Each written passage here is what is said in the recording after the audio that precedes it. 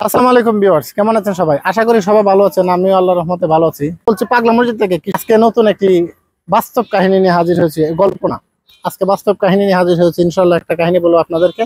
আসলে আগের দিনের মানুষের মেধা কিরকম ছিল, মেধা নিয়ে একটু কথা বলবো। একদিন এক লোকে 5টা রুটি নিয়ে সে নাস্তার জন্য রেডি হয়েছে, যে নাস্তা করবে। তখন সে 5টা রুটি নিয়ে যখন নাস্তা করবে, ঠিক সেই মুহূর্তে তার কাছে একজন লোক আসছে। তার কাছে ছিল সে এসে বলতে চাইছে, আপনার তো নাস্তা করবেন, চলেন দুজন একসাথে নাস্তা করি। আমার কাছে আছে 3টা রুটি, আপনার কাছে 5টা রুটি, আর আমার কাছে 3টা রুটি। চলেন দুজনে মিলে একসাথে নাস্তা করে ফেলি। বলতেছে ঠিক আছে, চলুন দুজন মিলে একসাথে নাস্তা করি। দুজন নাস্তা ঠিক এই মুহূর্তে আরেকজন লোক আসছে, আগন্তুক। তার কাছে কোনো রুটি মুটি নাই, সে এমনিতে আসছে তার কাছে। বলতে চাইছে, আপনারা যেমন খাইবেন তা আমারও শেয়ার করেন। আমিও আসলে 2 দিন যাবত কিছু খাই না, তা আমাকে আপনাদের সাথে শেয়ার করেন। পরে বলতে চাইছে, তো এক লোকের 5টা রুটি প্রথম জনের, আর দ্বিতীয় জনের 3টা রুটি। আর 3 নাম্বার যে ব্যক্তি আসছে তার কোনো রুটি মুটি নাই। সে তাদের সাথে একসাথে বসে মিললে মোট 8টা রুটি খাইলো। একজনের 5টা রুটি, আরেকজনের 3টা রুটি, আরেকজন যে আসছে তার রুটি নাই। 3জনে মিলে মোট 8টা রুটি খেয়েছে।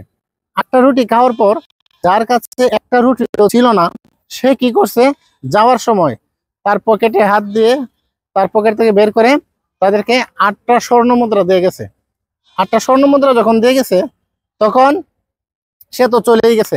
তখন যার রুটি ছিল 5টা, সে বলতেছে আচ্ছা, আমার যেহেতু রুটি ছিল 5টা, তো আমি 5টা স্বর্ণ মুদ্রা নিয়ে নেই। আর আপনার যেহেতু রুটি ছিল 3টা, আপনি 3টা স্বর্ণ মুদ্রা নিয়ে নেন। তখন যার 3টা রুটি, সে বলতেছে না, ওই আগন্তুক ওই লোকে তো আমার বলে নাই যে আমার আপনি আপনি নেবেন 5টা, আবার আমার দেবেন 3টা। এই লোকে তো এটা বলে যায় না। আমি এটা একদম সঠিক বিশ্লেষণ ভাবে যে হিসাবে আসে, আমাকে এইভাবে আমাকে এটা পয়সাগুলো দিবেন। আমি 3টাও নিব না, আমি 5টা নেব না। সঠিক বিচারে যে কয়টা আসে আমার প্রাপ্য, সঠিক এটা আমাকে দিবেন। পরে ওই লোকে বলেছে না, দেখেন আমার রুটি ছিল 5টা, তো আপনার রুটি দিল 3টা, আমার রুটি যেহেতু 5টা ছিল, তো আমি 5টা রুটির কারণে আমি 5টা পয়সা নিয়ে নেই। আর আপনার রুটি 3টা ছিল, তো আপনি 3টা নিয়ে নেন। পরে বলতেছে না, আমাকে সঠিকভাবে ব্যাখ্যা করে এটা দিতে হবে যে সঠিক প্রাপ্য। এই দুইজনে যখন একতলাপ লাগলো, ঝগড়া লাগলো, তখন হজরত আলীর যুগ জামানার মধ্যে এই ঘটনা ঘটছে। তখন বলতেছে চলো হজরত আলীর কাছে এই সমস্যার সমাধান করার জন্য। পরে আলীর কাছে গেল। আলী বিস্তারিত কাহিনী শুনে বলতেছে যে ওই লোকে কি আপনার 3টা পয়সা দিতে রাজি? পরে বলতেছে হ্যাঁ, 3টা পয়সা দিতে রাজি, কিন্তু আমি 3টা পয়সা নিতে রাজি না। যেটা প্রাপ্য আসে আমাকে ওই 3টা দিয়ে, ওইটা আমাকে দিয়ে দিবেন। যা প্রাপ্য আছে আমাকে তা দিবেন, আমি তা নিব। পরে বলতেছে আচ্ছা ঠিক আছে, তাহলে আপনি এক কাজ করেন, আসেন।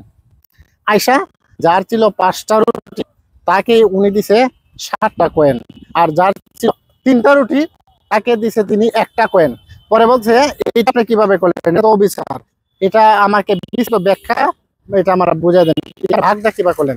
পরে বলতেছে আলী বলতেছে তোমার রুটি ছিল 3টা, আর ওর রুটি ছিল 5টা।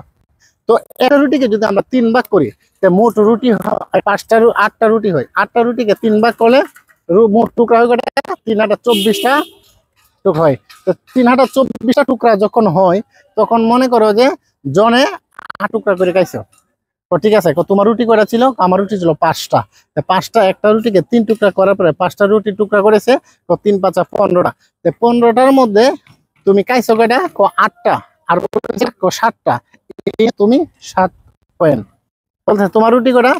আর রুটি ছিল 3টা। তো 3টার একটা যদি আমরা 3 টুকরা করি, তাহলে কয়টা হয়েছে? তো 3টাকে একটাকে 3 টুকরা করলে 9 টুকরা। 9 টুকরার মধ্যে তুমি খাইছো কয় টুকরা? তো আমি খাইছি নিজে 8 টুকরা। তো রয়েছে কয় টুকরা? 1 টুকরা। এই 1 টুকরার জন্য নাও তোমার 1টা কয়েন। এইবার আশা করি দর্শকরা আপনারা বুঝছেন যে এটা কতটুকু মেধা থাকিলে এইভাবে পারফেক্টলি অ্যাকুরেট হিসাবটা করা যায়। আসলে সত্যি আলীর জ্ঞান আসলে অসাধারণ। তখন বোঝা যায় যে মেধা কাকে বলে। এই জন্য নবীজি হযরত মুহাম্মদ সাল্লাল্লাহু আলাইহি সাল্লাম বলছেন, আমি হলাম একটা এলেম বা জ্ঞানের শহর, আর সেই শহরের দরজা বা গেট হলো হযরত আলী। আশা করি বিষয়টা বুঝছেন। ধন্যবাদ সবাইকে। আজকে এই পর্যন্তই। ভালো থাকবেন। আসসালামু আলাইকুম ওয়া রাহমাতুল্লাহ।